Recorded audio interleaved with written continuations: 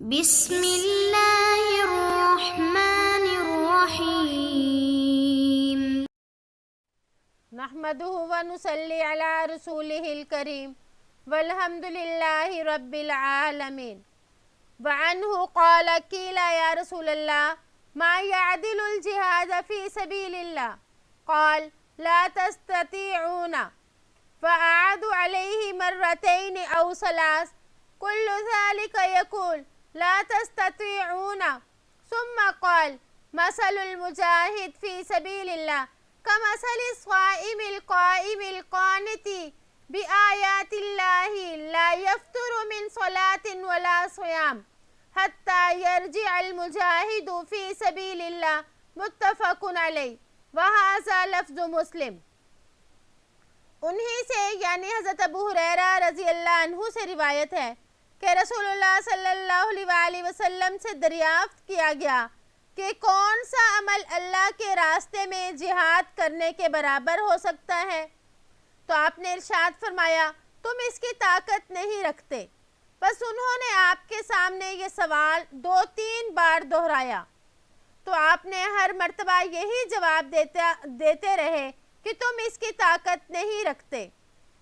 پھر فرمایا اللہ کے راستے میں جہاد کرنے والے کی مثال اس شخص کی طرح ہے جو روزے دار شب بیدار ہو، اللہ کی آیات کی تلاوت کرنے والا ہو، نماز سے نہیں تھکتا ہو، نہ روزے رکھنے سے، یہاں تک کہ مجاہد فی سبیل اللہ اپنے گھر واپس نہ لوٹائے۔ بخاری اور مسلم، اور یہ الفاظ مسلم کے ہیں۔ وفی روایت البخاری ان رجلا قال یا رسول اللہ دلنی علی عمل يعدل الجهاد قال لا اجد ثم قال هل تستطيع اذا خرج المجاهد ان تدخل مسجدك فتقوم ولا تفطر فتصوم ولا تفطر فقال ومن يستطيع ذلك۔ اور بخاری کی روایت میں ہے کہ ایک آدمی نے کہا اے اللہ کے رسول مجھے ایسا عمل بتا دیں جو جہاد کے برابر ہو۔ آپ نے فرمایا میں ایسا کوئی عمل نہیں پاتا۔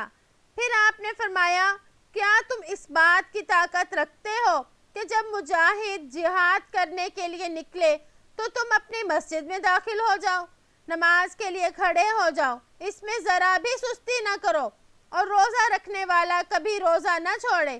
پس اس آدمی نے کہا اس کی طاقت کوئی رکھ سکتا ہے؟ تو اس حدیث مبارک میں آپ صلی اللہ علیہ وسلم نے مجاہد کی فضیلت کو بیان فرمایا۔ تو فرمایا کہ مجاہد کا اتنا زیادہ اجر و ثواب ہے کہ اس کے جتنا ثواب حاصل کرنا بہت مشکل ہے۔ اور اس کی مثال اس شخص کی طرح ہے جو راتوں کو نماز میں اور دنوں میں روزے میں مشغول رہے، یہ اس وقت تک مسلسل عبادت میں مشغول رہے جبکہ جہاد پر جانے والا واپس نہ آ جائے۔ تو اس حدیث سے علماء یہ استدلال کرتے ہیں کہ فرائض کے بعد جہاد سب سے افضل عمل ہے۔ ایک عبادت گزار یہ ثواب گھر بیٹھے حاصل نہیں کر سکتا جو مجاہد میدان جہاد میں حاصل کر لیتا ہے۔ وعنہ ان رسول اللہ صلی اللہ علیہ وسلم قال من خیر معاش الناس لهم رجل ممسک بعنان فرسه فی سبیل اللہ یطیر علی متنه کلما سمع حیعا۔ انہی سے یعنی حضرت ابو ہریرہ رضی اللہ عنہ سے روایت ہے کہ رسول اللہ صلی اللہ علیہ وسلم نے فرمایا لوگوں میں سے سب سے بہتر زندگی اس شخص کی ہے جو اللہ کے راستے میں اپنے گھوڑے کی لگام پکڑے کھڑا ہو۔ کلما سمع حیعا، اور جب بھی کوئی جنگی آواز سنے، او فزع طار على متنه يبتغي القتل او الموت مظانه، او رجل في غنيمة او شعفة من هذه الشعف او بطن واد من هذه الأودية يقيم الصلاة ويؤتي الزكاة ويعبد ربه حتى يأتي عنده اليقين ليس من الناس إلا في خير. یا گھبراہٹ کی آواز سنتا ہے تو اس کی پیٹھ پر بیٹھ کر اڑنے لگتا ہے. شہادت یا موت کو اس جگہوں سے تلاش کرتا ہے یا ان چوٹیوں میں سے کسی چوٹی یا وادیوں میں سے کسی وادی میں اقامت اختیار کرتا ہے، نماز قائم کرتا ہے، زکوٰۃ ادا کرتا ہے اور اپنے رب کی عبادت کرتا ہے یہاں تک کہ اس کو موت آ جائے، لوگوں سے سوائے بھلائی کے اس کا کوئی تعلق نہ ہو. یہ روایت اگرچہ باب استحباب العزلۃ عند فساد الزمان اس میں یہ گزر چکی ہے، لیکن علامہ نووی رحمہ اللہ دوبارہ اس لیے ذکر فرما رہے ہیں کہ اس میں اس شخص کی فضیلت کا ذکر ہے جو ہر وقت جہاد کے لیے مستعد رہتا ہے. معمولی سی بھی آہٹ محسوس ہوتی ہے تو جہاد کے لیے نکل کھڑا ہوتا ہے. حدیث میں مجاہد کی فضیلت کے علاوہ دوسرے اس شخص کی بھی فضیلت کا ذکر ہے جو اپنے ایمان اور دین کو بچانے کے لیے دور جنگل میں نکل جائے اور وہاں پر اپنے رب کی عبادت میں مشغول رہے. وَأَنْهُ أَنَّ رَسُولَ اللَّهِ صَلَّى اللَّهُ عَلَيْهِ وَسَلَّمَ قَالَ إِنَّ فِي الْجَنَّةِ 100 دَرَجَةٍ أَعَدَّهَا اللَّهُ لِلْمُجَاهِدِينَ فِي سَبِيلِ اللَّهِ ما بین الدرجتین کما بین السماء والارض. رواہ البخاری. انہی سے یعنی حضرت ابو ہریرہ رضی اللہ عنہ سے روایت ہے کہ آپ صلی اللہ علیہ وسلم نے ارشاد فرمایا جنت میں 100 درجے ہیں جو اللہ نے اللہ کے راستے میں جہاد کرنے والوں کے لیے تیار کر رکھے ہیں. 2 درجوں کا درمیانی فاصلہ اتنا ہے جتنا آسمان اور زمین کے درمیان کا ہے. تو اس میں بھی مجاہدین کی فضیلت کو بیان کیا گیا. محدثین فرماتے ہیں کہ مجاہدین کے لیے اللہ جل شانہ نے سب سے اونچی جنت تیار کی ہے جو دوسرے عبادت کرنے والوں کے لیے نہیں ہے. ان کے لیے جنت کے 100 درجے ہیں. ان کے 2 درجوں کے درمیان اتنا فاصلہ ہے جیسا کہ زمین اور آسمان کے درمیان فاصلہ ہے. یہ سب اللہ کے دین کی بلندی چاہنے والوں کے لیے ہے، یعنی انہوں نے اللہ کے دین کی بلندی چاہی تو اللہ پاک نے ان کو جنت کے بلند درجے عطا فرمائے. وعن ابی سعید رضی اللہ عنہ ان رسول اللہ صلی اللہ علیہ وسلم قال من رضی باللہ ربا وبالاسلام دینا وبمحمد رسولا وجبت له الجنة.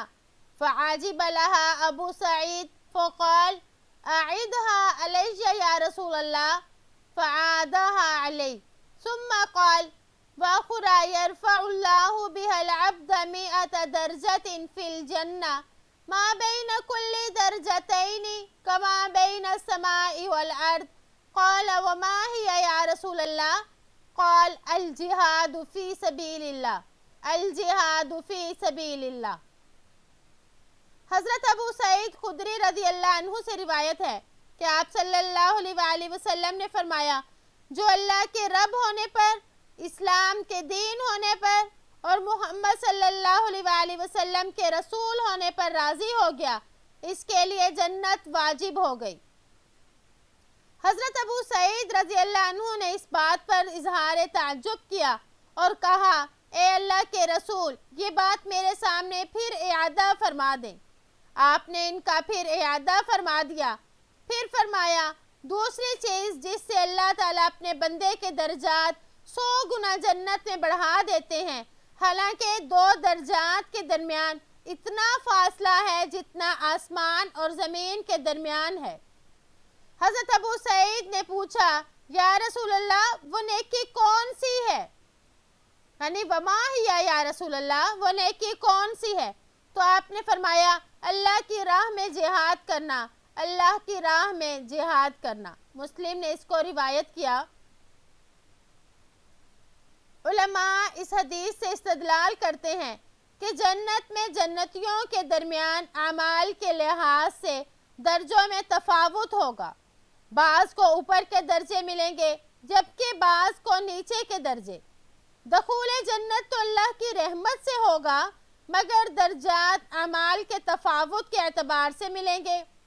نیز اس حدیث سے معلوم ہوتا ہے کہ جنت میں بے شمار درجات ہیں، اسی لیے تو مجاہدین کو ان میں سے 100 درجے حاصل ہوں گے۔ تو مجاہدین کی فضیلت معلوم ہوئی کہ اللہ کے راستے میں جہاد کرنے والوں کی کس قدر فضیلت ہے۔ وعن ابی بکر بن ابی موسیٰ اشعری قال سمعت ابی رضی اللہ عنہ وهو بحضرت العدو يقول قال رسول الله صلی اللہ علیہ وسلم ان ابواب الجنة تحت ظلال السيوف فقام رجل رس الهيئة فقال يا ابا موسى انت سمعت رسول الله صلی اللہ علیہ وسلم يقول هذا قال نعم فرجع إلى أصحابه فقال أقرأ عليكم السلام ثم كسر جفن سيفه فألقاه ثم مشى بسيفه إلى العدو فضرب به حتى قتل رواه مسلم۔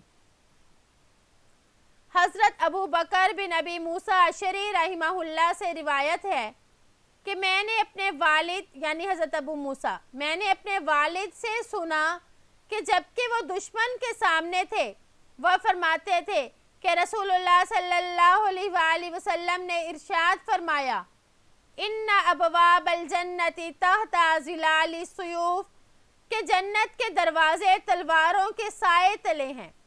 یہ سن کر ایک آدمی کھڑا ہوا، اس کی ظاہری حالت پراگندہ تھی اور اس نے کہا اے ابو موسیٰ کیا تم نے واقعی رسول اللہ صلی اللہ علیہ وآلہ وسلم کو یہ فرماتے ہوئے سنا ہے؟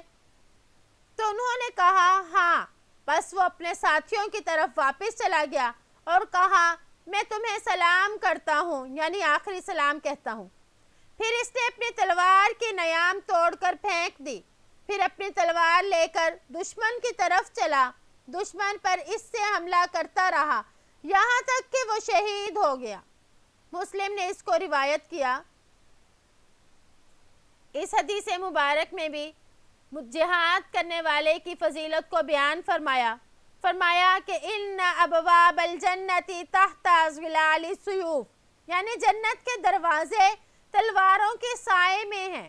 اس کا مطلب یہ محدثین اس کا مطلب یہ بیان فرماتے ہیں کہ مجاہد کا میدان جنگ میں اس حال میں ہونا کہ کفار کی تلواریں اس کے اوپر اٹھی ہوئی ہوں، یہ کیفیت کا ہونا اس کے دخول جنت کا سبب ہے۔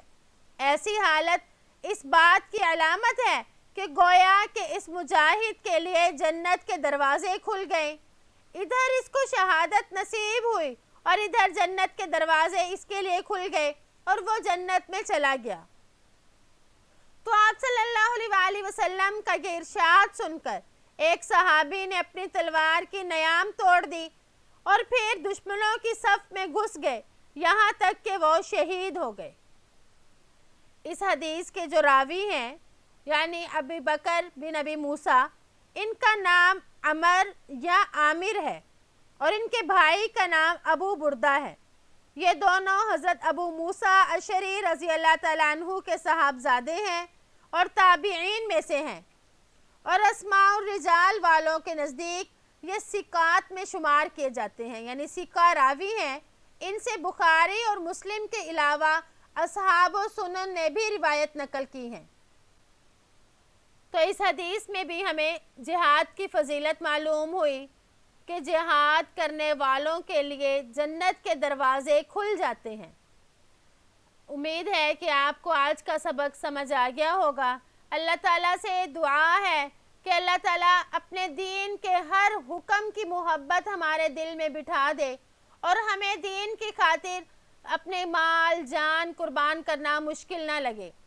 السلام علیکم ورحمۃ اللہ وبرکاتہ۔